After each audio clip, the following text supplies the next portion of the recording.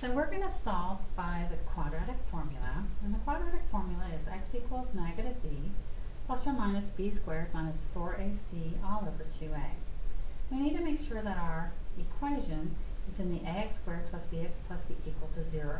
So make sure it's set equal to 0. And the first thing we need to do is figure out what a, b, and c are. So this will be our a is 2, our b is 10, and our c is 7. So we need to make sure we pulled our signs with. Ours all happen to be positive in this one, so we pulled over all positive numbers. Now we're going to plug them into our formula. So x equals negative b, which is negative 10, plus or minus the square root of b squared, which is 10 squared, minus 4 times a times c, all over 2 times a. Now we're going to simplify what's happening in our equation here. We have negative 10 plus or minus the square root. 10 squared is 100. Negative 4 times 2 is negative 8 times 7 is negative 56, all over 4. Make sure you continue to put this all over, because it is all over, not part over.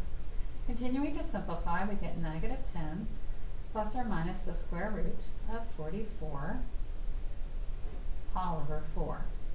Now, we need to break down our square root here of 44.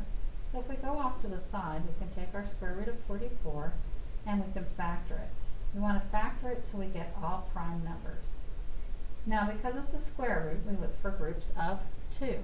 We have two 2's right here, so this will get us 2 square root of 11. Now we go back to our equation and replace or substitute this in for the square root of 44. So that will get us negative 10 plus or minus 2 square root of 11 all over 4. Now we look to see if we can simplify this further. And in this case, all three numbers are divisible by 2. So on the top, we will factor out a 2. We get negative 5 plus or minus the square root of 11 all over 4. The 2 goes into 4 twice and into the 2 once. So that will leave us with negative 5 plus or minus the square root of 11 all over 2. It won't simplify anymore, so we are finished.